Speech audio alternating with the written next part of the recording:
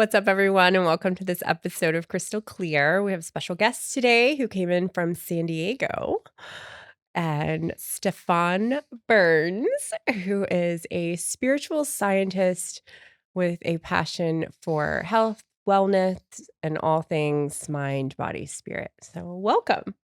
Thanks for having me on. I'm really looking forward to this podcast because I feel like we can just talk about anything here. I love it. And we can. I usually put explicit content on all of my videos, so you never know. Anything goes. It may be wild. Anything goes. The world is a wild place. That's the thing. You have a YouTube channel and you put a lot of content out there, but this is going to be a little different. Probably. Yeah. Because typically with my channel, I'm focusing more on it's not always daily energy updates, but it's generally just tracking kind of the energetic quality of time.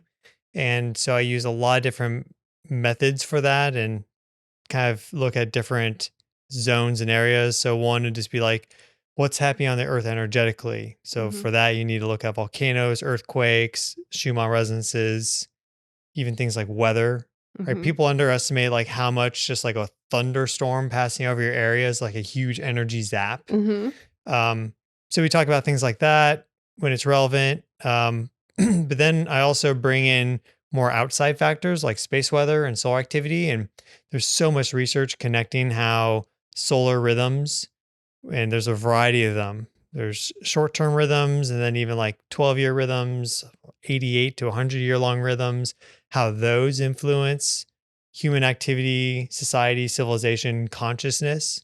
And then, of course, the moment you get to kind of outer space, you should probably look at the planets. So you could call that planetary resonances. You can call that planetary alignments and planetary geometry. You can also just stick with the simple, which is astrology, which is the science that's been around for thousands of years. But you also have to kind of blend them now, astronomy and astrology, because they've been so separated. And there's good stuff in both that if you stick with just astrology, you actually miss a lot of new things that are really affecting the quality of the energy. For example, all the new trans-Newtonian objects being found, things like 3I Atlas flying in, or just general interstellar comets and objects and what have you. If you stick with just the astronomy, well, you're missing all the good archetypal information and how that's affecting the field of consciousness and energy. And then even just kind of explore things beyond that, because consciousness and energy and how that affects us and how we affect it goes beyond just like the material realm. So I like to talk about health and wellness too, but increasingly people are kind of like, I just want the energy report. And I kind of modulate how much I touch it now. Not in a way that's yet like this is a problem, but I really have a big interest and focus in health and wellness. That's been there first. And at times it kind of goes through rhythms. So right now the universe is definitely, there's a big push of energy towards better understanding our own current state of mind, emotions, body, and then how that like interacts with spiritual awareness and just the higher spirit. And there's this activation there that's going on. You've been feeling it. Everyone's been feeling it, hopefully. Yeah. So we talk about a lot of things on the channel. Love it. Well, here's your platform to tap into all things health and wellness and spirituality. And I love that you say that was there first, because we're all guided. I mean, I feel like, you connected to something within yourself. You had the level of consciousness to allow you to tap into these other things that you're doing, which is, if we all slow down enough and connect to ourselves enough, I feel like we all have these capabilities. It's just sometimes we get busy with the go and doing, and we kind of lose sight of slowing down and really tapping into all of the different energies. Like, I mean, something as simple as the moon affecting the tides, but we don't think the moon affects us in any sort of way. Like, Yeah, it's really pretty ridiculous. I mean, it's really or frequencies. Like, we believe in radio and Wi-Fi and all these things, but we don't understand the frequencies within us and the way that things out there are really causing us to go up and down and all around. And I think just having awareness of that is so important. So tell me, like, what do you How do you take care of you? So what are your kind of along with what you're doing, the work that you're doing, how do you stay grounded? How do you stay in your element to do this like conscious work that you're doing? Because I feel like it's a daily, hourly practice. Yeah, it's really like walking a tightrope in some aspect, but it gets easier and easier. Like Mhm, I'm pretty good at slacklining, and some people, if you're new to it, you're like, how are you doing that? But once mhm, you're on it, I'm actually pretty good at walking tightropes too. So it doesn't have to be hard, right. but it's about awareness. So these energy reports that I make bring awareness to all these things, and a lot of people that's useful. But in general, one of the symptoms of society right now seems to be disconnection. Mhm, So people get disconnected. And my personal experience is that if I need to be, if there's something that's happening, I need to be brought to awareness on, my body will like tell me. mhm, And it's very intelligent. And you just have to trust it and know that you may get the answer later down the line. So I like, for example, I've recently been on this new awareness as to my health and what I need to do. And effectively, I was just working too hard and I was stressing myself out. And if you do that too long, it creates problems. mhm, And so, like, the weirdest thing is, it was like 6 months ago, maybe less than 6 months ago, but recently, I had this crazy nosebleed. It just came out of nowhere. mhm, And it's like all of a sudden, for like an hour, to my nose is like gushing blood, right? It's like, whoa, I've never had that happen before. Is this like a problem, right? It was just some like, I went to the ENT, she looked, and there was some like enlarged vein there, mhm, and it finally healed up. But because of that, it's like, okay, well, I want to get some blood work to see what happens. And I right. got some blood work, basic stuff, but it's like, oh, why is that so low?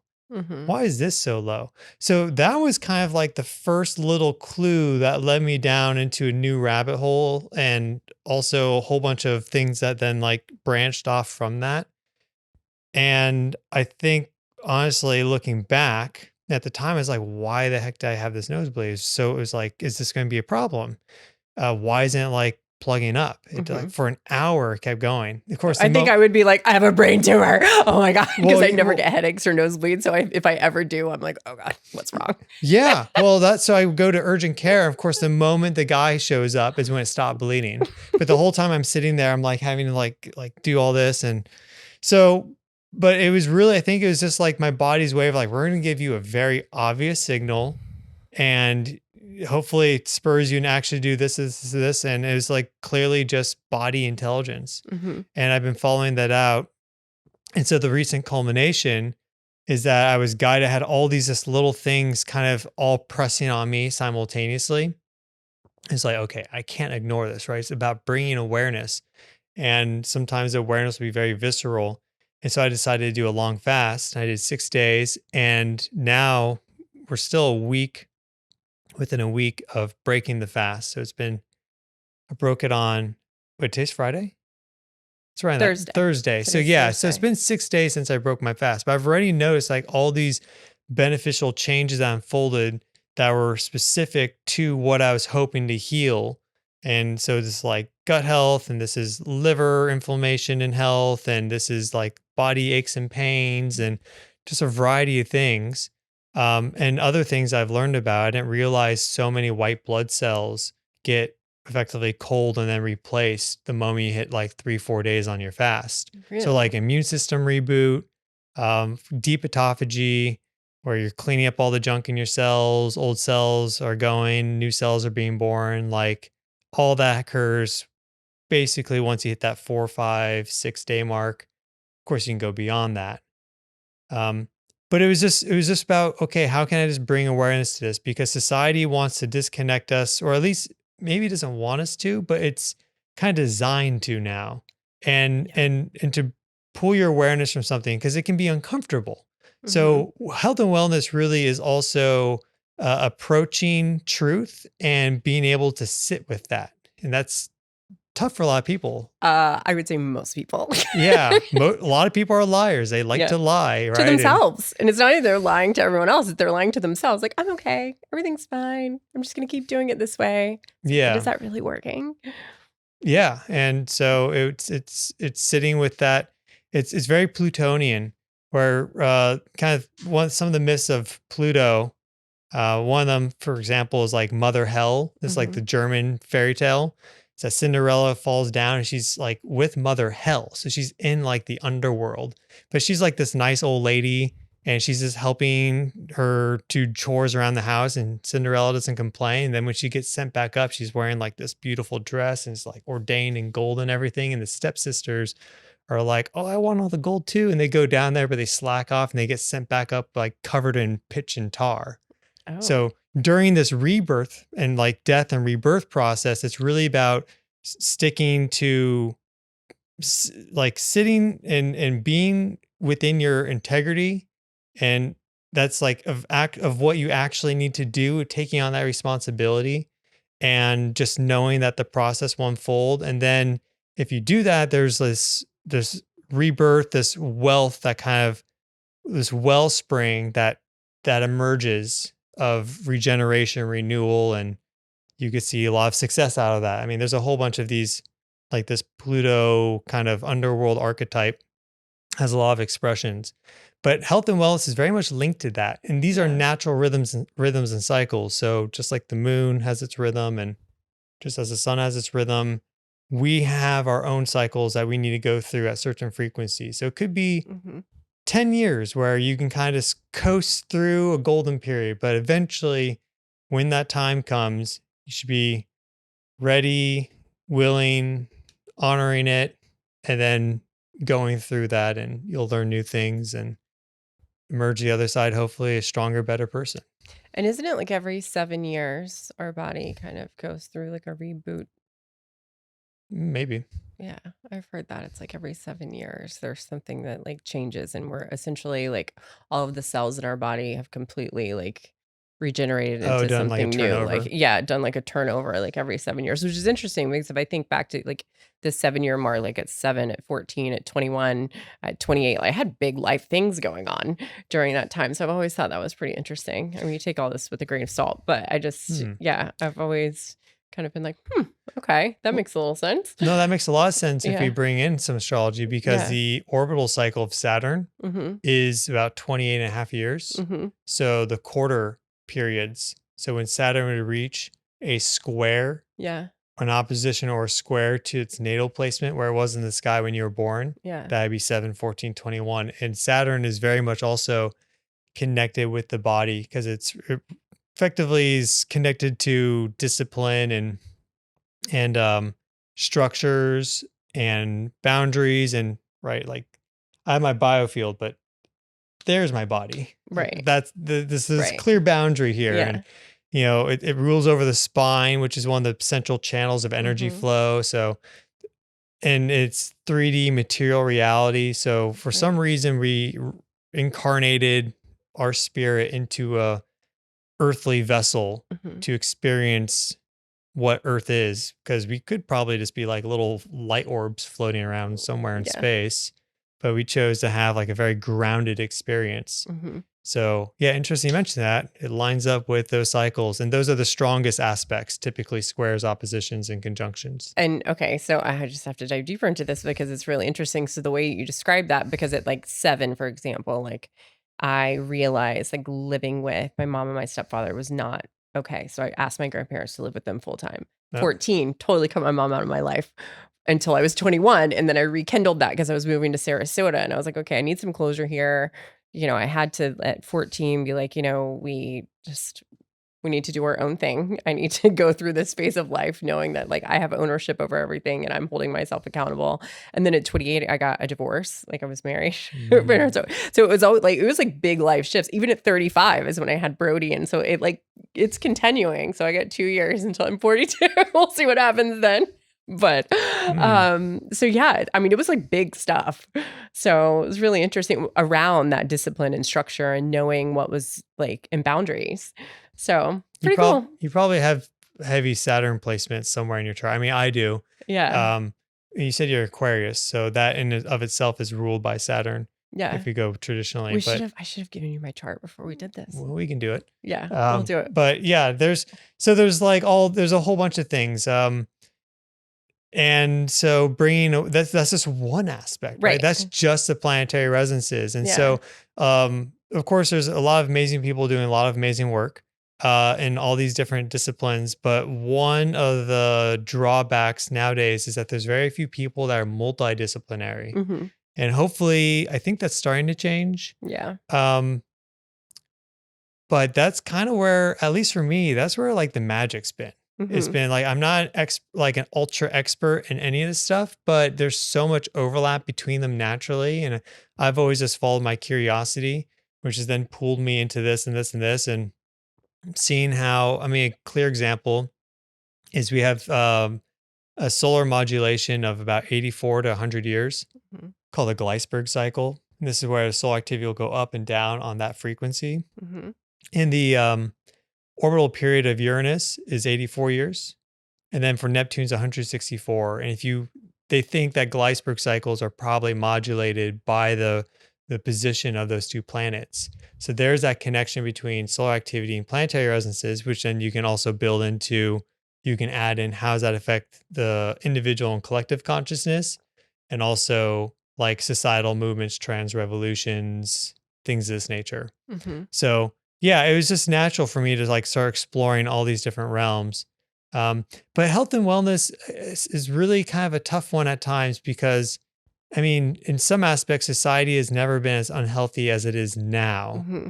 and it's also there's like this gaslighting that exists where if you bring it up, it's like you're not allowed to talk about how certain things can help people or where people may be out of balance. I mean, it Mm-hmm. is always an individual journey and discovery, Right. but there is this like taboo around it now. Mm-hmm. It's very bizarre. Right. I think that, I mean, you really hit the nail on the head when you said that. I mean, we're all our own best advocates, right? So it's a unique experience of understanding. Like, so if I'm and tapping into different aspects of our life and where we're feeling unbalanced and researching things and really pulling in more guidance and tools to help us navigate all of that. And it's interesting. I have a lot of females on, especially when we talk about all kinds of things like, menstrual cycles and stuff like that. But if you pay attention, I mean, it is in alignment with a lot of the other, like Molly McCord. We were saying we had that podcast in common. You said that was the first kind of astrology podcast you started listening to years and years and years ago. Maybe not years and years and years, but Okay. my cousin Emily turned me on to her in 2021. And Oh, okay. I thought it was like 10 years ago or something. no, Okay. but I've listened to basically every single one, so it feels like 10 years. Right. Yeah, no, she's great. I haven't met her yet, but at some point. Yeah. But it's interesting because every time that was kind of my first tap into this intuitive connection, because I'm very intrigued by astrology, but I haven't dove super deep into it. But hers I will listen to, and it's like, okay, oh yes, I am feeling this way. And of course I'm feeling this way. Oh, there's solar flare. Well, no wonder they're going crazy, or this is going crazy, or this is happening in the media, or this is happening in society. And it's always just felt in so much of alignment. I've watched your videos and same thing. It's like, wow, well, no wonder I'm feeling some kind of like, if you're having that like underlying tension, it's like it usually is coming either from your immediate environment or externally, or like an imbalance within you. Yeah, I think there's a lot of taboo around everything now. And we just have to kind of take what we feel like connects with us and go from there. I mean, there's so many different things out there as far as diets and workouts, and you should do this, or you should do this, or not during this time of day, or not, so it's really just such an individualized experience. And I think that being open to evolve with ourself is so important. Because like you said, you can get stuck with something for a period of time, but maybe that's not working anymore. Like, for example, I used to do high intensity so often. And I'm like, I can't do that anymore. It doesn't feel good anymore. Now, every now and then, do I like to do some high intensity? Yes, but I'm not going to pre-plan it and get everything like lined up. It's not so rigid and strategic. It's more like waking up, like, what does my body need today? Like, what do I need to fuel my body today? I like a high protein diet, but I'm not really hungry for that today. So I'm going to listen to my body and just really understanding and listening to ourselves. And like you said, we're kind of unhealthier than ever because we're so disconnected because of the connection we have, I think, with technology. I think is Yeah. a big, we're so connected. We feel like we're connected, but are we really connected? Yeah. Because our energy is external in so many different buckets. And sometimes it's like taking a pause and reeling it back in. And Yeah, the reeling back in, because my channel is quite a large community now and it's forming its own resonance. And Mhm. we have a whole bunch of people there. And there's some people that are really they're suffering to some great degree, and others which are feeling very light and Mhm. buoyant. And so it's all kind of swirling together in one pot. And some people naturally will just connect to energies externally a lot more easily. Right. And they also may have just in general more karma to work with in their own life, ancestral, whatever, Mhm. um, which then can trigger that, because everything external is also internal. Right. So on your hubby's podcast Yeah. yesterday, we were talking about something and I was feeling like anxiety around that topic. Okay. And I don't normally have anxiety around that topic like ever, Uh-huh. but it's because there's so much like programmed beliefs into what's Right. happening with this thing that that was like, I was feeling that I was connecting to that. And because I was like sailing against the wind effectively. Mhm. And so I could feel already people like, "Rah, rah, rah, rah," about Yeah. what I was saying. At the same time, I'm not the most confrontational person, because Right. I'm more just like, I just want to do my own thing and share Yeah. my light. And I'm not here to like behead people. Right. Like maybe in the past, Right. I've had some kind of wild dreams where like I am like a warrior with a sword, but it's pretty rare for me to have those. But I can be kind of brutal in dreams at times. So that's like the dream space. Like I don't want to do that in real life. That's not my mission on this planet. But I want to bring truth and clarity as much as I can to what I see. And if certain things are happening, then yeah, we got to recognize that we're not burying our head in sand, but we also can't get ahead of ourselves. Right. And there's a lot of also just in like with what Matt talks about in his group, there's a lot of people getting ahead of themselves, and that's across the board with Mhm. everything. It's like, let's just be more present. Right. I think Eh, we have a hard time with that Yeah. as humans. It's hard to be in our now and not be thinking forward or thinking back and cause and effect mentality about all the things essentially. And getting stuck to one thing. Like I think people identify it very easily now but I don't know. I'm personally trying to break myself free of old narratives and identifications for lack of a better word, and actually fitness is one of those, and it's more wellness now because it's Mm. all encompassing. Like I was a fitness instructor and I was a fitness this and it's like okay, well that was great, but like were you overall whole and well during that period of time? No, I was completely out of balance. So coming more into the wellness space feels much more balanced and peaceful, and I feel more connected to myself. So, what are some things that you do for yourself and your wellness practices that kind of keep you grounded and keep you stable? You mentioned your fast, which I think is amazing, and I've done some like 48-hour, 52-hour fast. I've never done maybe 72 at the longest. Never done anything over that, which I would feel like I would need to take myself out of my daily life and take myself on a retreat somewhere so I could just have a very calming, chill space with no access to food. And Perhaps. because I feel like stress hormone, cortisol wise, and just hormonally, I would just need complete stability. Yeah, in general, I mean, it makes sense that I don't want to like, I think language is very important. Right. So, um, how we state what we're good at, what we're bad at, like, and also being mindful of like, up to this moment in time, I've been bad at bowling. You could say Okay. that, but I'm Right. not going to say I'm bad at bowling, because then I'm going to my next game, I'm going to do a Yeah, of poor job. course. So in general, women seem to have, they need to be more mindful during a fast just Hmm. because of biology. Right. But the thing with fasting, 72 hours, is that's the hardest part, because you're Okay. transitioning from burning sugar to creating ketones and Hmm. running off that. And it gets easier after 72. Their energy may be lower, like, but I had the most energy volatility and sluggishness, you could say, at around that 48 to 72. Hmm. And then afterwards, I had no appetite and I felt good. It was just, I was like, I was tired. Right. I also don't have that much fat on me. So Right. I imagine if I had 20 pounds, I'd be like, boom, boom, boom, I'd probably feel incredible. But my body's really like, dude, you don't have that much. Just like take it easy. Right. And the more underlying factor that I've been learning and really going on a journey with is a stress. Right. And this is also a bit ancestral, or at least related to like my lineage, because my dad had a lot of problems with his health due to stress across time. So grounding and earthing is really key, which is just connecting to the earth, finding some way to do that consistently, like these sandals here. Yes, and you created these, didn't you? Yeah, unfortunately, I don't offer them anymore because of problems with tariffs and some other stuff. But these are basically grounding because they're leather and have the copper plug. So getting something like that, being able to walk around barefoot, go for a swim in the ocean, just when your body needs it, like you should be able, once you build that awareness, you should know, just listen to it, just trust your intuition.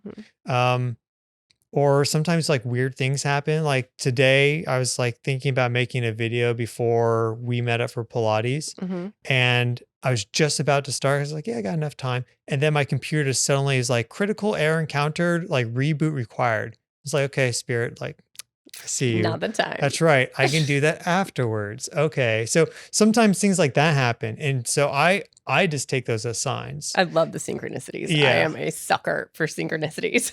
Like to a fault sometimes, I think. Yeah, you have to be because careful. I'm like, oh, I want to, I would logged into this and do this. And it's like, no Wi-Fi connection. I'm like, okay, it's not meant to be. But I'm like, probably really need to get that done. Yeah. It's like I have to catch myself sometimes. But I think it's a beautiful thing to just trust it and understand it and have that connection, because I've worked really hard to get to a place where I do feel the spirit guides and the connection with self. And I can feel when I'm getting away from that too, when I'm too busy or I'm doing too much. I lose my connection and I can start to, I feel it immediately in my nervous system when that happens. And then I'm a barefoot girl. He's staying in our guest house. So, you see, I have to get outside every day. That hammock is like one of my favorite places. And it's just that for me has always, since I was a very young kid, been the biggest source of just peace in the ocean and playing. I feel like having playtime for yourself.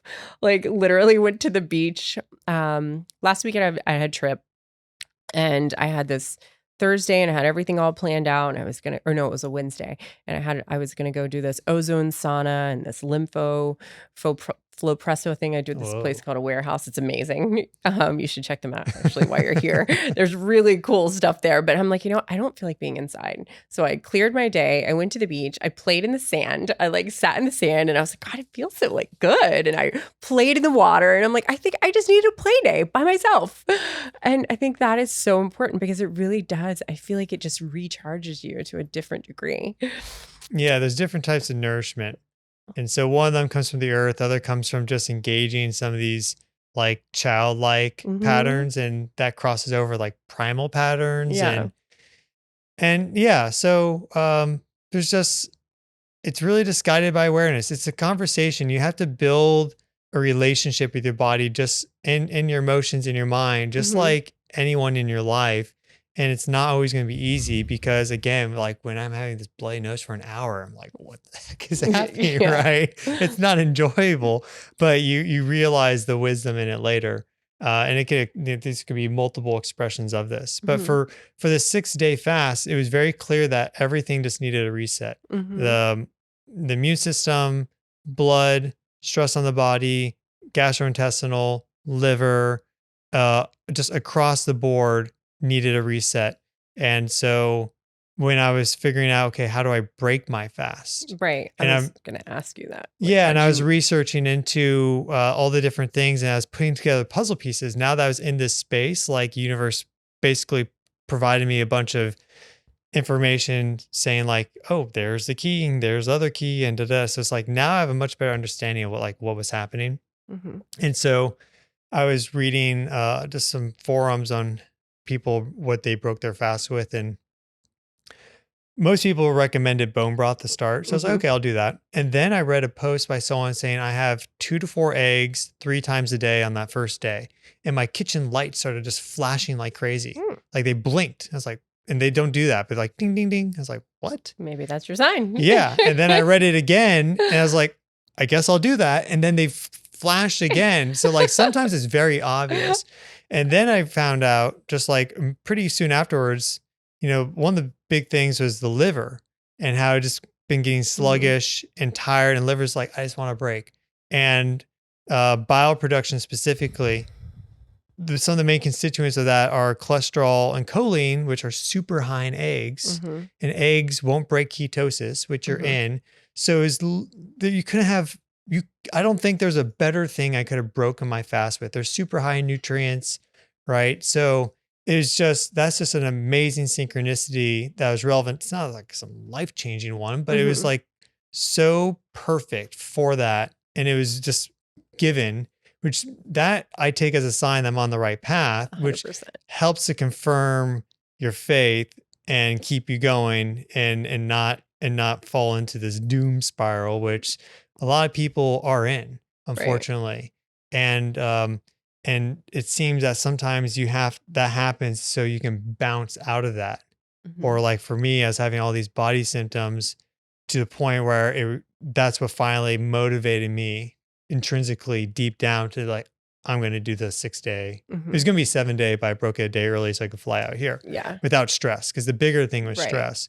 So the fasting seems to be really important. Probably like once a year or something longer like that. But again, it's like stress based. Right. And not necessarily, because it could have been like, well, I need to hit 7. And then my trip here maybe was like, could have turned into hell or something. Like, I don't want that. So it's like such again, that tightrope, but you can learn to walk a tightrope though, just because we say the word tightrope, or it's like a very balancing on a knife's edge, doesn't mean like we're incredible beings. So like we can actually do these things, even though they may be very narrow and kind of not super wide and easy paths to walk on. That actually makes it all the more exciting. Right. I love that. And the synchronicities, I am a huge, and I've been this way again since I was a little girl. I remember I would see things. So my father passed away when I was 2, just to back it up a little bit. So my Nana, who raised me, his mother used to always teach me about guardian angels and spirit guides. And she kind of had this like Native American connection. So I would always look out for like little signs and things like that. And I always took it as like, oh, dad's telling me something, or the universe is telling me something. Or so my big things are numbers. So I always see angel numbers everywhere. Feathers, like I always see feathers. Actually, a girlfriend of mine, before I did this really big chat a couple years ago and kind of shared this PTSD story and how I overcame that and all these other things, she's like, I was planning it with a girlfriend of mine, and I'm like, oh, I need to bring in this really cool, like long vase I have, and it has these big feathers, like these and so that was separate. So another girlfriend of mine called. She was like, hey, I had the craziest kind of download for you. Your Nana said she's going to be there with you in the white feathers. And I'm like, holy shit. I'm like, it's the base. And I was like, that's so crazy, because I just told Sam, like, I need to bring this on stage. It would just be such a pretty, I don't know. So again, it was like, oh, I just took it as like, she's with me. She's guiding, protecting, so I took a trip to Italy all by myself last year. Yeah. And did. Yeah, you left right as I came in. Yes. Yeah. Like, I'm out of here. This wacko guy. No. Matt was like, oh, you would really like him. And here we are a year later.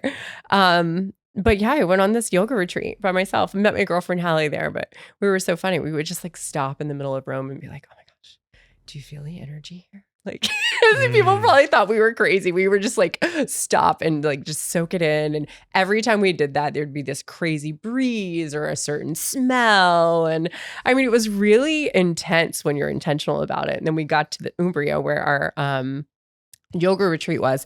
Literally, I was walking, there was a trail of feathers. Like everywhere I walked that day, I'm like, Hallie, I can't make this up. I can't make this up. And I started picking them up, and I have like this whole thing. I'm going to do something with it at some point.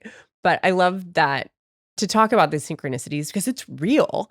Like I feel like and it's always, I feel like it's in alignment. Or if I'm having second thoughts about something, and I'm like, and sometimes I even ask, I'm like, hey, can you please give me a sign, like in some sort of way? And sometimes it's not immediate, but something will happen if you stay connected there and you're just trusting and understanding that it's all going to work out. And I think it really goes with when I started to release any sort of like control on external things and understand like, hey, whatever's meant to be is meant to be. These challenges are opportunities. There's no why am I stressing myself out over things or people or situations that really have nothing to do with me. Again, I think we're so conditioned around that. And there's just so much peace in that and trusting that it's all going to work out.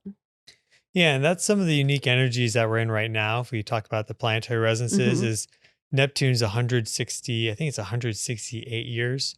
And so with where it is, it's all about like learning to like let go and release Hmm. before we start this new big initiation with the Saturn Neptune conjunction starting February of next year. So Hmm. this is like something like February 20th, right in that zone. Okay. Um, and so, like again, there's cycles and rhythms to everything. So learning to let go and being fine with that, learning to relinquish control and not Hmm. expect things from others. Like eventually we're going to be in a new phase of fire and initiation, go Hmm. getting. But I I notice with I had my I mean, there's always these things happening. You're always getting Hmm. signs. But when I finally decided to just like embark upon my own, Hmm. like a fantasy book, because I read a lot of fantasy as a kid. I just always loved how the protagonists were just like, it's not like they're like, oh, I got to do my 9 to 5 and then I'll get back to being the Hmm. hero. It's just they always somehow were just thrust into their journey, their hero's journey by some event. Hmm. And I was like, well, I can do that myself. Like, I can, if I, why not try living a life where I just wake up every day whenever I want and it just unfolds as it's meant to? Hmm. So it's like, okay, let's do that. And that is when I started to align with my soul purpose life mission. And that's when these things start to happen a lot more. And so that's Hmm. my sign that I am continuing to walk along that. And I've seen a tremendous amount of success as a result of that in Hmm. building this large community and interacting now with other communities and people. And yeah, I mean, I wouldn't trade it for anything. And everything else is foundational and preparatory for it. So if you maybe you feel like you're not on your soul purpose life mission yet, maybe it's just preparation. Hmm. Just cultivate that intuition because it's not taught in school. Right. Like these are skills that need to be built. So it comes down to doing a lot of it's like doing the work. This Right. like this stuff just happens, but at the same time, you need to be honest. And it's like there's work that's required. Hmm. There's work that's required, and there's consciousness that needs to be cultivated and developed. And the other thing I've really been it's so simple, but it's like really been resonating with me recently is that we have free will. Like we Yeah. have a choice. So I can go and so to answer your question earlier about things I'm doing for health and wellness. Hmm. One thing I know 100% now I need to do is I need to do a walk every day. And I'm going to do it every morning effectively. And I've done a lot of walking on and off, but it needs to be pump the body, just blood flow Hmm. every single morning first thing rather than getting up and like scrolling on the phone or whatever. Hmm. There's always they can wait. And what does the work look like? I mean, it's your Yeah. walk every morning, or sometimes it's like facing your shadow shit that no one wants to face. But sometimes that gets in our own way when we're trying to tap into our intuition. And it's like anything fear based or anxiety based, I think it's like worth going inward on. That's the hardest work. Yeah, Yeah. it's the hardest work, but it's the necessary work to have this peace and freedom. And that looks different for everyone. What has your journey been like with that? Like when you feel like you need to go into a little bit of the dark night of the soul. Oh, all the dark stuff is it's been like the past like 3 4 months because I had this whole like I explore this whole like parasite world. Mhm. I've had like a lot of dreams there and it's Mhm. been really wacky. Um and so these things are in us. But they're also very like energy forms. Mhm. And there's also a lot of consciousness there. And so one of the things this is my impression, take this if it resonates, but there is this ongoing, and we can look at this non-dualistically, but there is this ongoing battle, we'll call it. And we'll zoom out to the non-dual soon, but there's this Mhm. battle of consciousness that's going on. Because you have to think about like, and we'll use there's a whole bunch of different types of parasites, but we'll just use like little worms, right? some of them literally like are eating you. Right. So yeah, it's really gross. But think about this. Like From there's, the inside out. yeah, there's all these different animals, right, that exist. And like cows are out there grazing on grass and birds are eating nuts or whatever. And we all have our evolutionary place. And we think that we're like top of the kingdom, Mm-mm. right? But meanwhile, there are life forms that evolve to literally eat us from the inside out. So it's like, is that the more conscious life form, perhaps? I don't think it's necessarily more conscious, but there is this weird like realm that if you're unaware and you are kind of mindless and you're just scrolling, then that thing can just slowly and and there's this link between parasites and cancer. And so like if you're not actually engaging with this, then well, you're kind of the control victim here, right? And you're not the one running the body, because this is an earthly vessel that our spirit inhabits, Right. but we're not alone with this. There's microbiome, Yeah. right? There's these other things, there's external environment. And so it was a growing awareness as to that, and then how they influence your behavior through connecting through the digestive system, the vagus nerve, and how they can actually even imprint thoughts too. So like not all your thoughts are yours. And that's across a wide range. If you're in a really crowded area and you're very like receptive, you're probably getting thoughts from like all over the crowd. All the time. It's so overwhelming. I try to teach our 15-year-old daughter is the same way. And I'm like, honey, you just have to, like, I try to teach her shine a bright light, seeing your own energy field, literally like picture it bouncing off of you to keep yourself, because she's like, I don't know. And I feel it. And I'm like, I'm trying not to soak it in, but it's real. Yeah. So thoughts are coming in from others. They're coming from the environment. They're also coming in from like these creatures. And so if you are one that will just get triggered by thought to then do something that serves them and not you, and you're slowly just degrading your health and everything. Yeah, like reach for this thing or whatever, it can be a serious problem.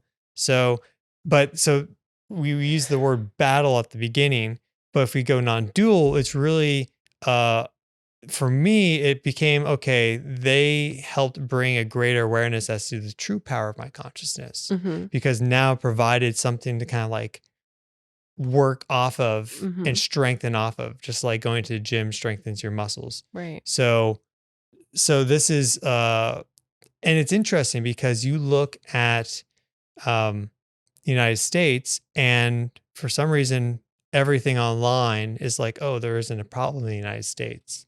There's a huge problem. It's everywhere. So it's almost like, are these things, are some people literally mind controlled to the point where they're now able to like it's like a deep kind of capacity. I feel like that's what the internet has done to us. Like a deep rabbit hole conspiracy, but there are forces at play that are, here's the point. There's forces at play that are very conscious, that seek to keep us in servitude and as slaves for their benefit, effectively across multiple domains. And so the consciousness journey is recognizing that and liberating yourself from that. And it takes time. And that's one of the beauties of being present and building awareness here, is that you learn to kind of separate yourself from your body to some degree and let that just kind of sort itself out. Listen, trust it, do the things, right? Do the work, but also at any point you can kind of like disconnect. But since I learned about that and I went to this whole journey there, that's been tremendously useful. And so I wasn't aware of a lot of these things in terms of the liver and digestion and why I did the fast before I learned about those things. And that led me to this. Right. So it's building. Yeah, it's all guided, but now I'm aware of this whole other world, and it's like, it was definitely like too much one point. Like there's some manic moments, but it's just what's meant to happen. You let the parasites take over. No, I was actively like, these guys got to get out of here. papaya seeds are the key. Papaya seeds and black walnut too, right? Well, here's the interesting thing. Like, yeah, so they say, but we had a black walnut tree as a kid. And anytime those things fell down, they were always crawling with worms. So I'm like, dude, is that really like anti-parasitic? Because they're eating it. Like we had black walnuts and they would go in and eat all the stuff surrounding the walnut, which is the hole that they say you should use. But meanwhile, they were always apparently not. Like maybe they're like fly maggots or something. I don't know. It's gross stuff, but definitely the papaya seeds. Those are really good. Definitely the papaya, 100%. So I've done some parasite cleanse and I was always very disappointed. Like you see the ones on like TikTok and I'm like, I'm ready for like this giant tapeworm to just come. Not really. But I was like, man, I thought I'd have like more action than that. Maybe it was just microscopic and I just couldn't tell. Yeah, a lot of it is. And there's also some issues there because one of the main products, which it's good and also can confuse people. And I'm not an expert, but there's one called Mimosa pudicans, which is this seed from this one flowering shrub. And it forms like this gel-like consistency and it's really sticky. So the idea is that you take that and it'll grab onto anything and help push it out. But at the same time, it can kind of form these gel-like ropes. And so I think a lot of these videos online are actually probably just Mimosa pudica coated with stuff. But I also, that makes sense. And to add another layer onto this, one of the best things I did during my fast is on day 4, I did a closed system colonic. And so, on the first day you're not eating, there's normal bowel movement. But then your system actually turns that off because it's typically the waves of peristalsis and the MSM is all guided by you actively eating something new, which is why if you eat something and then you, let's say, have a snack an hour later, if you eat, it shuts that down because you're bringing new food in. But then when you stop eating, it kicks it back up again. So you probably don't want to have lunch and then an hour and a half later have a snack and then have dinner because it's just going to keep it kind of in this state where you're not moving. And then you can have fermentation occur. That can lead to overgrowth and small intestinal bacterial overgrowth, SIBO and Candida, and then parasites, they all come together, right? You're creating this environment, this unholy environment. That's not good. But so it's being mindful, just like some of your biology. Some of it's just like do the work to learn your biology. And people say, oh, I don't have enough time. It's like, well, it's your body. So you have to find the time to do this. Find the time. And finding what works. Yeah. But on day 4, I did this closed colonic. So they basically just pump your large intestine with water, and then there's this hose that takes the rest out. Colonic irrigation is like what it's called, right? I've done that before. And I've only done 2, but there was so much that was actually still in there. So much. Oh, really? Because it gets shut down, so it didn't get pushed out. Yeah. So now you have a whole bunch of microbiome connected to that. And because it's not moving and it's no longer digesting, digestion occurs mostly in the small intestine.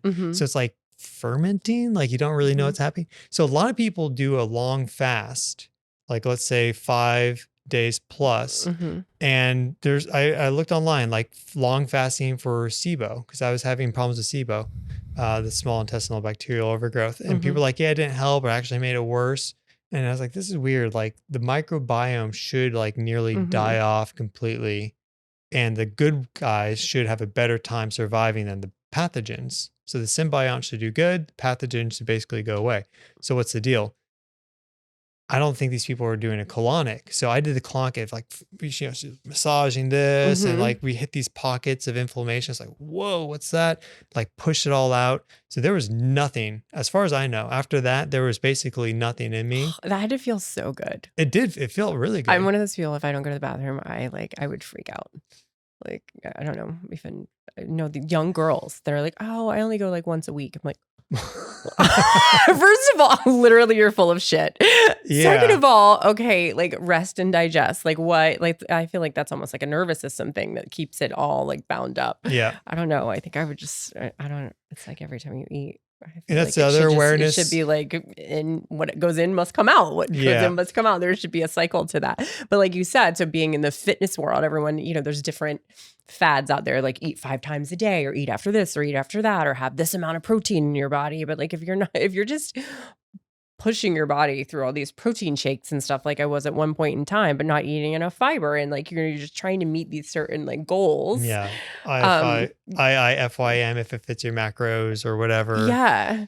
That it's not necessarily like what's best for your system. Because I found when I was doing those things, I'm like, wait, like I'm not regular like I normally am. So it's really intuitive eating is what I do now. I just like intuitively, just go to intuitive eating. And if you feel like you're getting certain cravings and stuff like that, like you said, you might have something else controlling going on in there that's wanting you to pull in the sugar or whatever. Usually it's like sugar and carbs that I feel like people crave the most. Yeah. So halfway through all of a sudden, I mean, this is gross. It's gross stuff, folks. But like halfway through, all this like foamy, bubbly stuff came out. She's like, oh, that's Candida, 100%. Because she's seen everything. She's like, I've seen the monsters.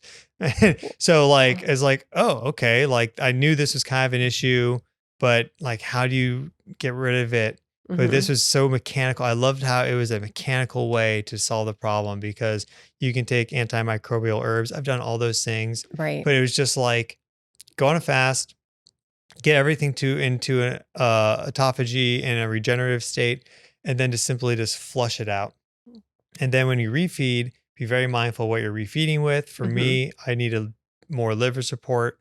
So the eggs are perfect. And in general, I think that's probably the best thing. Unfortunately, you couldn't. I know. But I'm like, part of me is like, yes, I have the egg allergy and I've done that through like blood tests, but how much of it is like the actual egg or how my body's just resisting that being in there at the time? Both. Because I've eaten eggs my entire life and I was fine until like 2 years ago. I'm like, why am I bloated all the time? So it could recent. be, yes. So it's not like I've had egg allergy my whole life. It could be just other things kind of fighting against each other. I'm like very intrigued to do this fast and colonic again. I haven't done a colonic in like 20 years. I think I did when I first moved here. I was in massage school and I'm like, that sounds amazing. I do every month do this lymphatic drainage facial. And he also does my belly and it's amazing. Oh, you should see Jose while you're here. You should see if Jose has any openings while you're in town. Oh. He's amazing. Like it's 2 hours and it's all like starts with either your stomach or your back. It would be really great to do after the fast now that you're getting back into and then it's just like all lymphatic drainage, face and head and neck. And oh, it's magical. Just like a massage or something. It's like a deep tissue massage, lymphatic massage for your face and belly. The lymphatic system's so important. Oh, it is. And that's a big thing too when you're doing a detox or you're doing a fast to support it with these other modalities. Like you said, like you had enough knowledge and intuition to look into, ways to eliminate halfway through. And I think that that's really important is just doing your research. And there's so many different fad things out there right now. And it's so scary knowing what's right for you or just because it worked for this person doesn't mean it's going to work for you. I mean, it goes for anything, but especially when it comes to the wellness field. You do a lot of sound journeys and things like that as well. So tell us a little bit about that. I know sound has essentially changed my life, but let's touch on like the Schumann resonance and sound and all of that a little bit. Yeah. So I think a lot of this information, like you're guided by intuition, you do the research and you find those intelligent combinations like that. I didn't see anything online about that combination of fasting, the colonic, but just like was guided to that. Right. But a lot of this,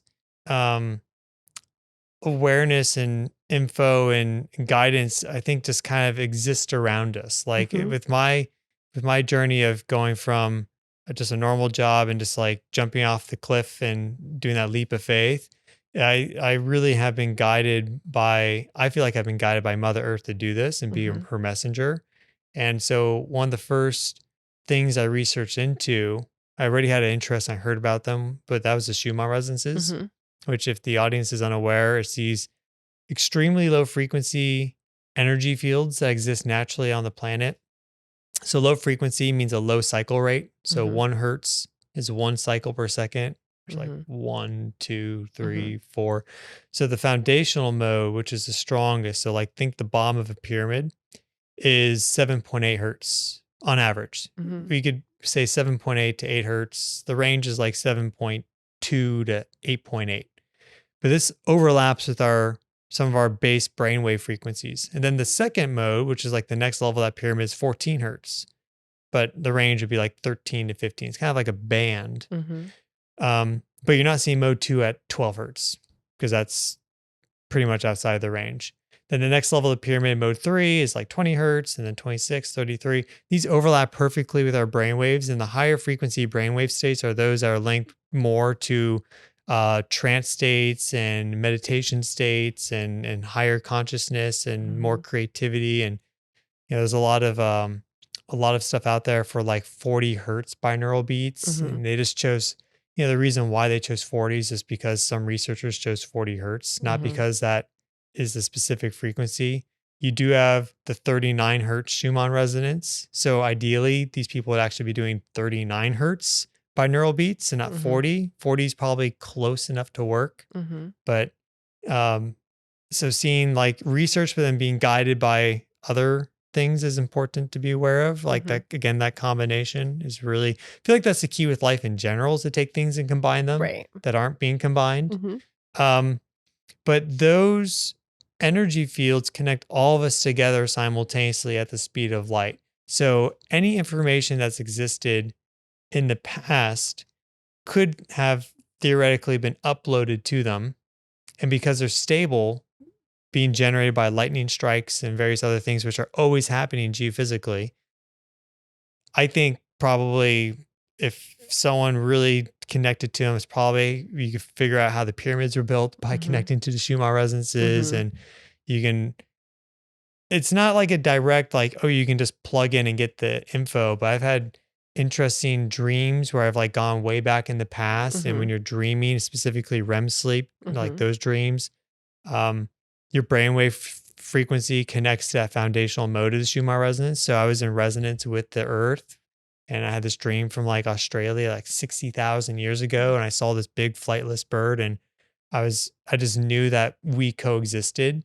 And I looked it up, and there wasn't like any evidence of this. And then a few months later, a research paper came out saying we found evidence of this giant flightless bird in Australia 60,000 years ago. I was like, oh, so like, that's just a little example, but all this information that we've accumulated across time is in there, and all the information, this is what I think at least, all the information of the moment is also there. And then I think it also kind of stretches into the future a little bit if you go into more of like a quantum understanding. But that's been really key to learn, because it's this grand connector to everything: health and wellness, space weather, consciousness, societal forces and factors, earth geophysical events, earthquakes, all this stuff. Like the Schumann resonances are this one topic that you can learn about everything else in the process. So that's effectively what I started to do, is I was learning about that led me to everything else. And then as a result of that multidisciplinary knowledge that I've accumulated, people are finding that interesting, because there is this larger awakening process that's unfolding. It's always unfolding, but it seems to be accelerating. So, but this is simply just, it's not just simply, but I mean, this is like just vibration, frequency. And so one very tactile way to engage with that domain is sound, because the Schumann resonances are electromagnetic. And so it's kind of it's a whole different vibe and feel. It's like, but sound is like, you can take that bowl and just, and you can feel like your body resonating very viscerally. And I think maybe that's one reason why we incarnated with a physical body, because sound exists here. Doesn't exist in space, really. Sound is very unique in many aspects, and not too common actually across the universe. It's a very rare thing. That's really interesting. If you think about it's that. like something you take for granted. Like, yeah, like how it's really not common, but we're exposed to so many different sounds all the time. And we're generating them. Like your heart doing its heartbeat is creating that pressure wave, which is sound. And so some of the work of Itzhak Bentov was looking at the pulse wave of the heart, and where you have your main artery going down, and then it bifurcates for your legs. that provides a surface for it to reflect off of. Mm-hmm. And so now you could have oppositional waves, because if you have a pulse wave going down, this one going up, it's going to reduce the strength of this one going down. Mm-hmm. Now your heart's going to have to work harder to pump blood everywhere. But if it's able to enter into resonance with that existing wave coming up, such that it pulses down, and then right as it pulses up, it shoots another one down, Mm-hmm. you can actually have like this energy saving mechanism and effectively establish a larger body resonance where the whole body is pulsing in unison, and it's able to lower stress and energy expenditure, which is just good for healing and Mm-hmm. everything overall. And the whole body now, because of resonance, you can actually have this wave spread out and at higher strength to the rest of the body. So that's all sound. And that helps you, according to him, reach some of these more transcendental states. Mm-hmm. And that's based off of breathing. So like your breathing rhythm helps influence your heart rate, which then influences this aspect. And there's like a million different little paths for this. But as humans, we are one of the few animals that has the ability to control our breath. Right. Not every. So like we were given certain gifts for the exploration of greater consciousness. And then there's certain things that are happening right now individually in people and at a societal level, like the whole parasite thing, right? Mm-hmm. That are also seeking to cultivate greater consciousness, because that Right. is definitely like a crazy place to go. And Yeah. like it wasn't fun, but at the end of the day, it was also like very liberating. Yeah. I feel much more awake now than Yeah. I was before, because now there's a bit of a mirror reflecting like, oh, well, was all this stuff that I was doing beforehand to serve that or to serve me? Oh, that's And deep. Mm. and so now that's very clear, like that wasn't there to serve me. It makes it very easy to not do certain things. Like the truth, once it's fully integrated, it's not like you just go back. For Mm-hmm. me at least, once I learn Right. something's true, it's just boom, it just Yeah. has to happen. Same. And so there's been a lot of truth that's been percolating up, which I've been integrating, which Mm-hmm. has been awesome. Well, you've dove all in with that, though. Yeah. Like, and it takes that initiative to dive all in with it and trust that it's a process. It's not just like, okay, like I did this fast and then go back to like gung ho. It's like now you are enjoying and embodying this reset. So, question for you, like leading up to the fast, what was your kind of preparation? Like, did you wean into it, or did you just like stop eating? And were you strictly water on your fast, or you water with lemon? Were you like, how was? Oh yeah. So I prepared for it for a few days. Like my last meal was a whole bunch of air fried zucchini. Mhm. So just like lightly baked with what else I have? I also had like a one kimbap roll, which is rice with some stuff in there like spinach and some tofu and Mhm. stuff. And I think I also had some green beans, maybe. Like it was a pretty light meal. And then the first few days I did have some coconut milk and some honey with my coffee, Mhm. specifically the herb coffee that I sell Mhm. on the website, which is earthevolution.com. Okay. Because that's half coffee and then half all these other herbs, which are really good for the digestive system. They Mhm. also happen to be anti-parasitic too. So it's like, Oh, I like a, got some of that at Cosmic Summit. I need to get some more. okay, yeah, we'll send you Yeah. some. Okay. And actually, we're just mixing a batch. Like I think my dad's doing it today, so Oh, we can send awesome. some fresh stuff. I'm really weird Um, about coffee. I love coffee, but it's so like commercial coffee is so moldy and Oh no, this so is it super freaks me good out. stuff. It's Like, organic, okay. Peruvian. It's the best. Love it. Oh, Yeah, Peruvian coffee is so good. That yeah. was one of my favorite things about Peru, the cacao and the coffee. Ooh, yeah. I have some Peruvian cacao. We should do cacao Oh, ceremony okay. before you go. Oh, that can be That'd be fun. fun. Yeah. Yeah. And so I did have that for like the first 2 days, but it was only maximum, like, I guess 200 calories. Like at the end of the Mhm. day, like, I mean, 200 calories, again, there's still that pile of food in me, Right. which if I hadn't done the colonic would have never left. So like, you got to pick and choose your battles and Right. realize some of these things. And I've never read anyone online combining the two, Okay. but I didn't do too much like specific, hey, typing those keywords together, but it just didn't pop up. It makes Mhm. so much sense. But then after the third day is when I just totally cut out everything other than some of my herbal teas and lemon water. Okay. And then shots of apple cider vinegar. Okay. So you still did that on your fast. Yeah, because I'm also like have been given like definitely the ACV every morning seems to be really important. Okay. And just doing it. Yeah. Right. Just not fooling myself. Just take the I know. shot. And I don't think it's actually that bad. Matt's allergic to it. He can't have it. He starts really? itching. Yeah. Oh. Yeah. Yeah. So there's pretty basic stuff. And then once I broke it, it's with the vegetable broth, bone broth combined. And then it was 2 eggs for the first meal. 3 hours later, 3 eggs. Then I was going to do 4 eggs for the final meal that day. 3 hours in between. So you have that regular rhythm. But instead I made this like really amazing Korean seaweed soup. Ooh, so it was some of the bone broth I had and the vegetable broth, as well as some carrots and some beef short ribs, but cut into like little strips.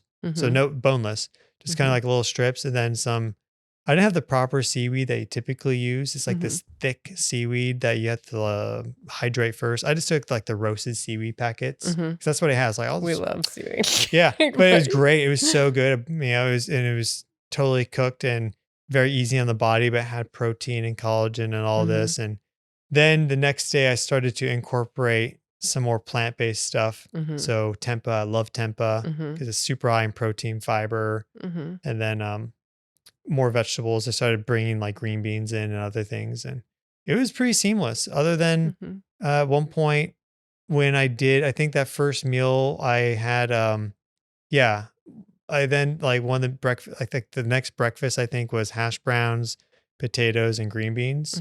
Did you make it yourself? Yeah. And so I didn't have as many hash browns as normal because I was aware that I was in ketosis. Right. And then there was like 10 minutes where I could feel the machinery kicking back on for sugar metabolism. Okay. Or just glucose metabolism. Right. Because I had the potatoes. But it was like 10 minutes where I was just like, I just feel a little faint. It was 10 minutes. And then I was basically back to normal. But also the awareness that like, because I had like 6 or TMI, whatever. I had like 6 or 7 meals before like I finally had like a bowel movement. Really? So yeah. Was that like a whole day or 2 days? That was like nearly 3 days. Oh my God, I would die. So, well, because it was because starting there's nothing in there. completely fresh. And then that experience was also like, oh my God, like there really is so many layers to this. We really are just like, I visualize all the food that I ate from, like, we really just are full of shit. I was just thinking that we are all really full of shit.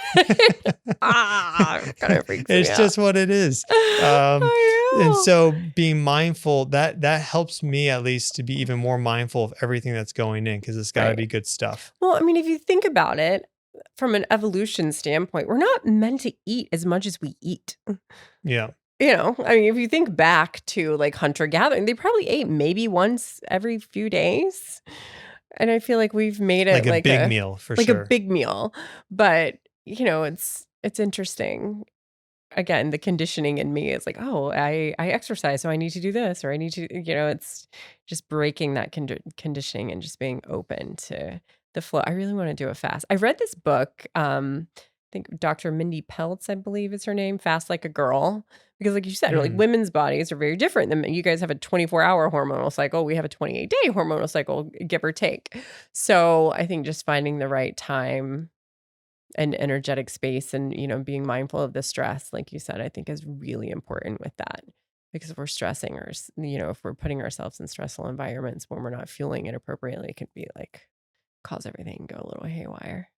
Yeah, I'm glad I had my herb coffee for like the first 3 days, and the blend I made specifically, it was just, I had my own ability to make it. So, I used half the coffee I used was already decaf. So it was actually like quarter caffeine coffee. Okay. So like a cup and a half was like maybe 30 milligrams of caffeine, I guess. So that wasn't really a factor. Whereas a normal cup of coffee is like 80 to 100. Yeah.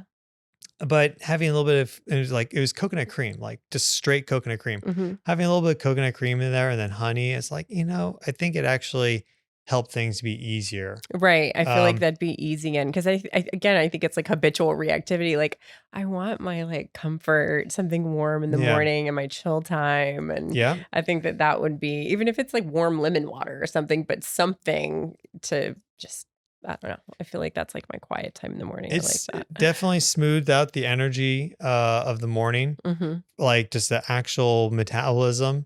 But at the end of the day, it's like no more than 200 calories. So like you're not like if your goal is autophagy, it's really once you hit ketosis is when that like really clicks on. So that first 3 days, you can play a little bit. There's a lot of research out there on fasting mimicking diets.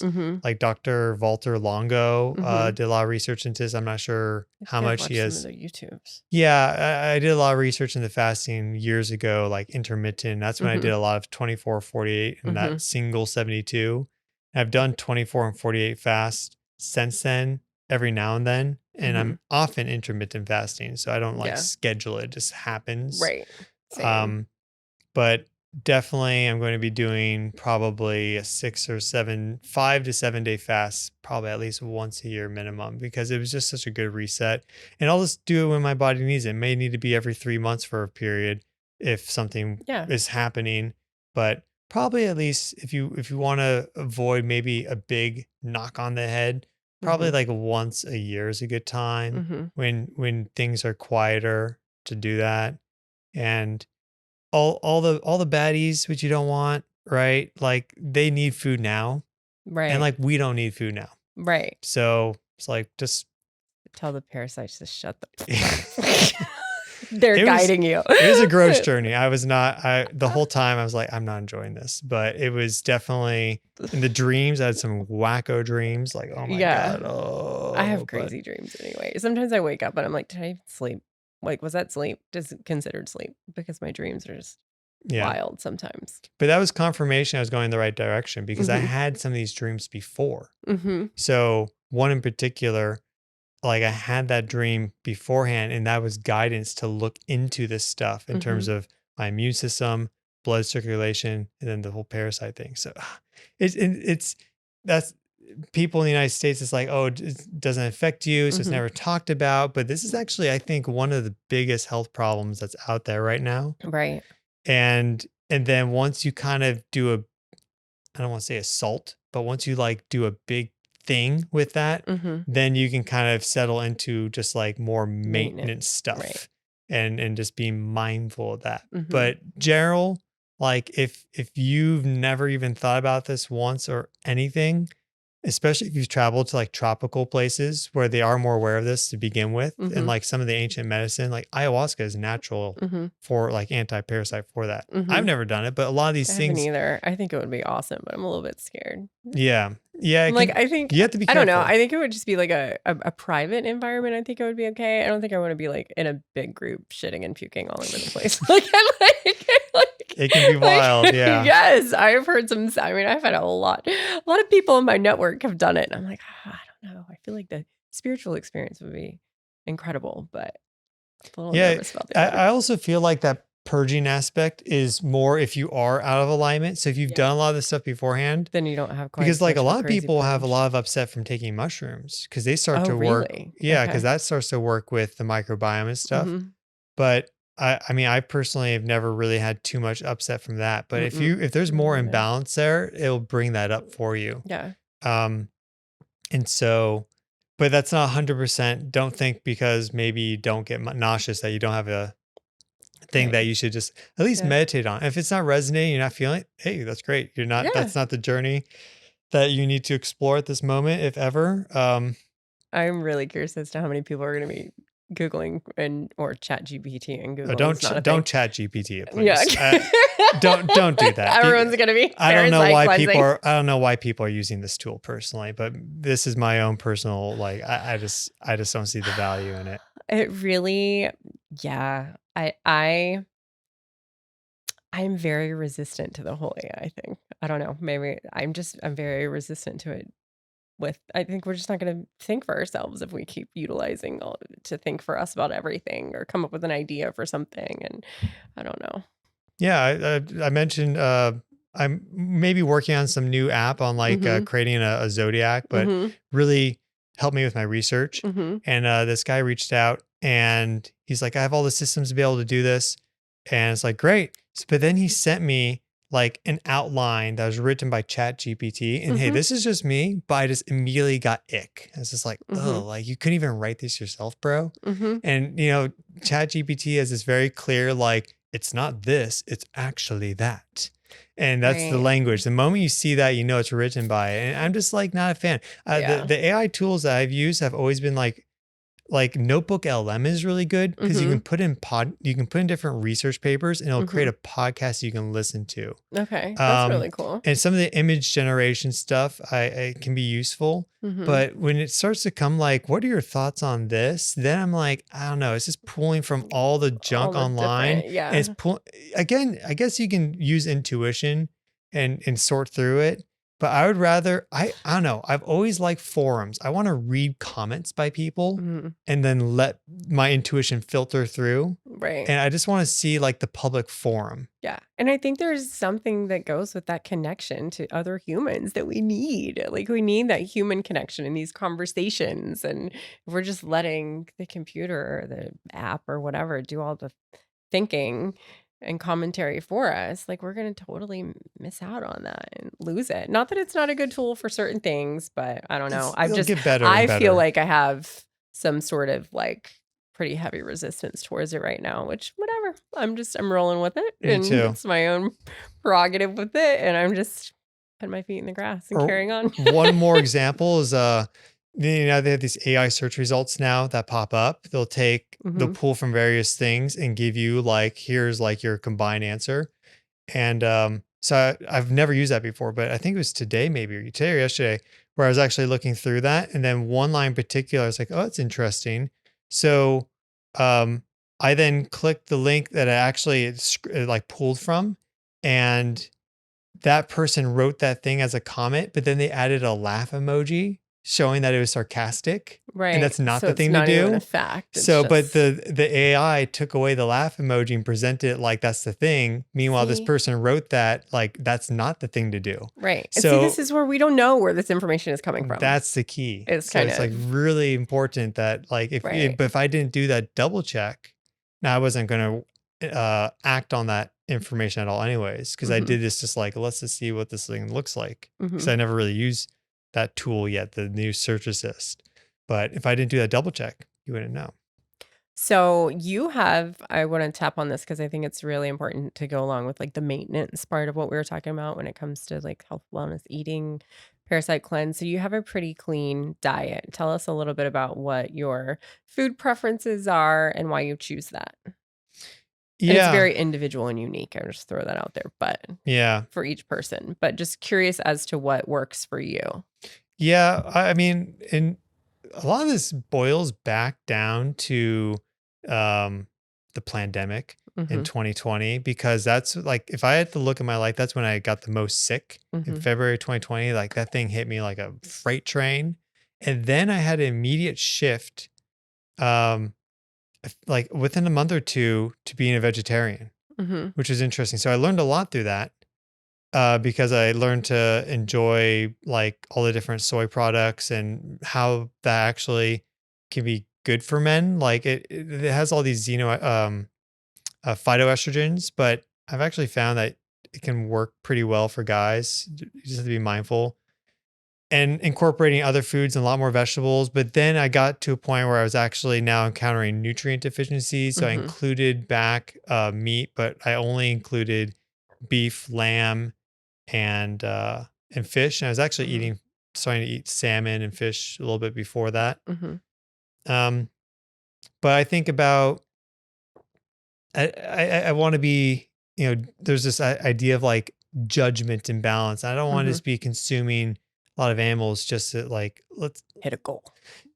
Yeah. Like I would like to reduce my impact on suffering. Right. And also that means my own suffering. So it's like finding that fine line and learning when I can pull back from that. That's why I love eggs, because chickens are just popping out eggs. And you get pasture raised eggs. It's eggs. And they're so like, they're basically some of the healthiest things you can eat if it's pasture raised. So, but there's other things too. but I didn't have, I really don't eat chicken or turkey or anything. I mean, I didn't have any chicken once I incorporated beef back in for a long time until I went to Jamaica. Because there the chickens are just kind of like roaming around and they're like really healthy. So it's like, boom, we're having like jerk chicken every day. Yeah. It was fantastic. Yeah. And since I've been back, I haven't had any chicken. Yeah. And I only had turkey for the first time in like 4 years. Yesterday at the breakfast spot I went to, they had turkey bacon. I was like, well, let's try it out. And it was all, it's just turkey bacon, but I probably won't order something like that again. So I'm just very mindful with the meats that I have. And I always like to add in more foods that are not based on that. So I really love tempeh, which is the fermented soybean cake, because it's like half fiber, because tofu gets the fiber out. If you are eating tofu, the high protein tofu is like the best. It's awesome because it's like 50% protein. But the tempeh is even better because it retains all the fiber. It's also like really high, it's like super high in protein, like more than 30%. Then it still has healthy fats because soybean actually has some good fat balance with the mono, poly, and saturated. It's mostly mono and saturated, which is great. And it's fermented. There's a little bit of like good pre and probiotic with that. But if you want to like kind of cook it up, it makes a great sandwich. So I'll take the tempeh, I'll slice it so it's thinner, and then I'll put some hot sauce on that and air fry it. So it becomes like a little patty almost. And that makes a great sandwich. And it's so much lighter on the body. And you're gluten-free as well, though. So when you say sandwich, you usually that's do a really gluten-free important thing. Yeah. I try to do it for my kids. I may be celiac. I don't know. There's like clearly some strong reaction my body has to that. So I need to figure that a little bit more out. But because let's say you have breakfast and then maybe your dinner has some sort of meat component, but lunch is a sandwich. Well, you can avoid the meat by having like the tempeh, and then you get your fiber, and then you make sure you have like a side of vegetables. And that's like such a small shift going from like roast beef or chicken or something to the tempeh, but it makes a huge difference. And meat is kind of sluggish with the digestion. Yeah. It requires a lot to get it. And if you always have that in this whole tube of shit, right? Now that we know we're all full of shit, then it's like that affects things. So there's variety of eating like good herbs. Like I don't like to really use, typically I like it, but I don't typically use like lettuce for my sandwiches. I'll put like curly parsley or dill because they're just so much more like packed with nutrition. And they have more flavor. Yeah. And so there's just a lot of little things. And no dairy, right? You don't do dairy. Yeah. And well, I'll share this one because maybe it's good to share for the audience. One of the dreams I had it was a weird dream. It was like in a milk processing plant and there were just these worms squirming everywhere. It made me realize that there's a connection between the two. And one of the reasons a lot of people that have heavy parasite problems, they all of a sudden can't do lactose is because I think the body switches off those enzymes to stop feeding them. And also most dairy from like commercial feedlots and everything, it's not good there, right? Like if we have a problem. I went on a field trip to a dairy farm a few weeks ago. And I mean, I don't really do dairy, but I mean, I like goat cheese. I do like goat cheese. But like milk, cow's milk or anything like that. I mean, I just think it's odd. Like we don't continue to drink breast milk, but we do from other animals. Yeah. If you think about it, like it's just an interesting concept. HMOs are really good. Human milk oligosaccharides are really good. Yeah. They help to outcompete like pathogens and trigger beneficial changes with the immune system by connecting at like certain receptors and like gut mucosa like is improved by HMO. So maybe we should be drinking. Right. Well, that's why I'd rather drink my own milk then. It's actually quite sweet. Like I did try it. I did try it when I was nursing. But it's just, I just, and the kids, they're all 5 to 6 years old and they're just intrigued by it all. But you see how they just like, they clean. So they're like putting some sort of chemical on the suction thing. They stick the suction thing in there. They're pumping all the milk's going through all these tubes. I mean, to your point, we don't know. There's no way they're cleansing all those tubes every day. There's no, I don't know. It kind of freaked me out. And and that's when they let you visit, and it's a really nice facility. So just thinking about The places that aren't so nice. The places that aren't so nice, or the Oh, cows yeah. that aren't ranging through the, I think even when we think of our eggs and it's like, what does cage free mean? What does free range mean? What does pasteurize mean? They're very different. Like cage free can mean they're not in a cage, but they're all like on top They of have each other. one concrete patch outside that's like 2 yards long. Yes. Yeah, it for has like to be the hundreds of- 108 square feet minimum pasture raised definition to be Yeah. anything that's somewhat good. We're lucky. We have a couple local farms that we get our eggs and stuff like that from. But I mean, you never know when you eat out where they're from, and we try. Yeah. I try to research. Whenever we travel, that's kind of my thing. Like I try to research either places like Peru. When we went to Peru, like we knew where everything was from because it was like the farms where we ate and things like that. But when we traveled, to find good, healthy places that are clean and Yeah. even for the kids, because you don't want to. I don't want to monopolize and not let them have, I don't know if the mom like Nutella's gonna kill you, but like, I don't want to mess them up. I want to have a Mom, life I have to leave at experience. 14. But right, but like having that, at least at that age, like a 60-40 experience, doing our best, like in our own time, to know that they're going to do the other things. But yeah, there's something there, some connection. There's also a strong connection between all this and the immune system. 100%. And because they'll shut down your immune system so they're not being attacked. And it's like it's too much for this podcast to go fully in depth. It'd have to honestly be like a series, and I'm not sure if people would even, or maybe everyone would watch it, because it's like the medicine, I'm thinking you need to do your side channel, your health and wellness side channel. I'm thinking it needs to happen. Yeah, I don't want to be known as a crazy parasite guy though. It's just like certified health nut. Do you ever tap into his stuff? Certified health nut? Yeah, it's on Instagram. You would like his page. He's got some pretty good stuff out there.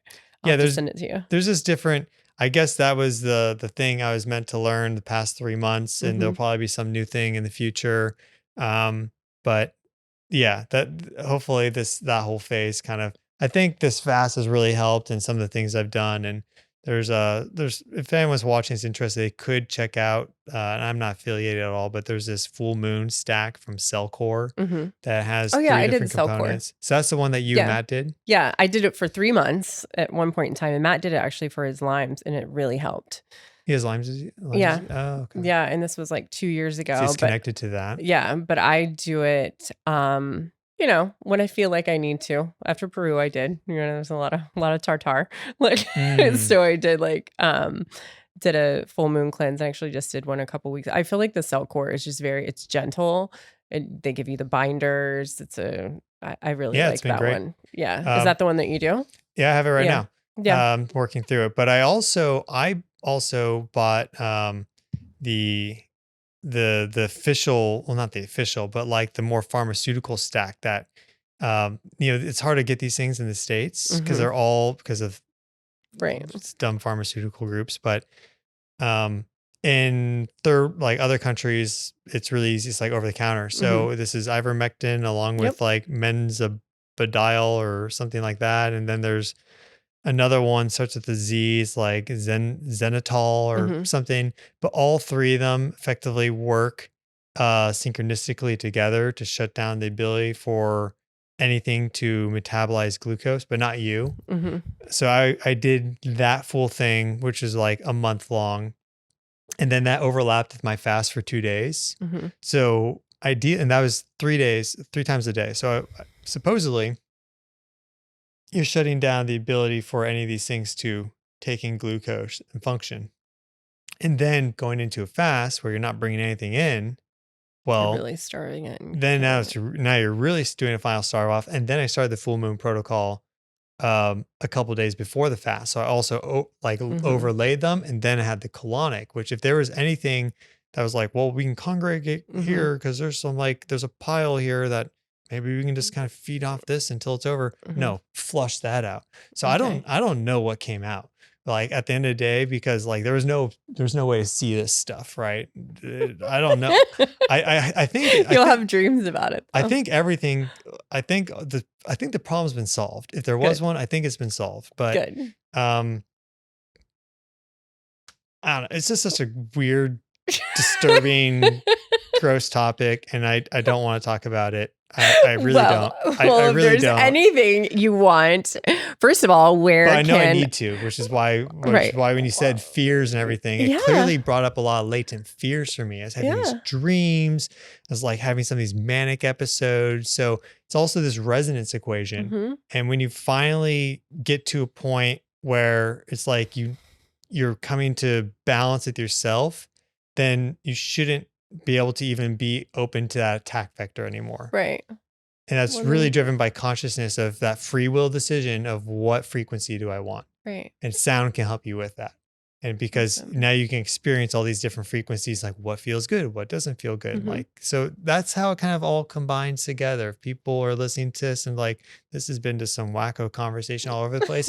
No, it's like, it's all connected together. So you Yeah. just play in these different modalities Yeah. and it'll just crystallize. It'll Right. just happen. I like it. I like your choice of words there. Yeah. No. So if there's so where can everyone find you? Tell us your website, your channel, all that good stuff. I have a lot of female audience. He's single, by the way, ladies. I gotta watch out. I'm just kidding. No, he's not up for auction. This isn't it. I was at the Pilates place though. Oh my God, he tried Pilates for the first time today. Oh yeah, that was great. Yeah. I've been wanting to do that for a while. Yeah, it was perfect. Yeah, my YouTube channel is at Stefan Burns. Okay. So just at STEFANBURNS. And then I'm also on Twitter for like intermittent updates. This is, I do a lot of the energy reporting. So it's like if all of a sudden big solar flare happened, I may get to that in a video, but I kind of collect things before I then release an update typically, unless it's like really like big solar flare, then it's dedicated update. But the interim updates are on Twitter. That's Stefan Burns Geo. Instagram is Stefan Burns Official. And then the website that I have where I sell merch like this, but also a variety of these herbal teas and different, expanding to like crystals and stuff, like really high quality. That's earthevolution.com and specifically be earthevolution.com/store. So awesome. Those are kind of like the main portals. Stuff. Yeah. And I'll tag that when this all comes out. And it's been a pleasure having you today. I love it. You bounce around just as much as I do in conversation. So thank you so much for being here, being in Sarasota. It's been a pleasure to have you on. Yeah. And thanks for shining your light. And this has been a lot of fun. So I enjoyed it. Awesome. Thanks.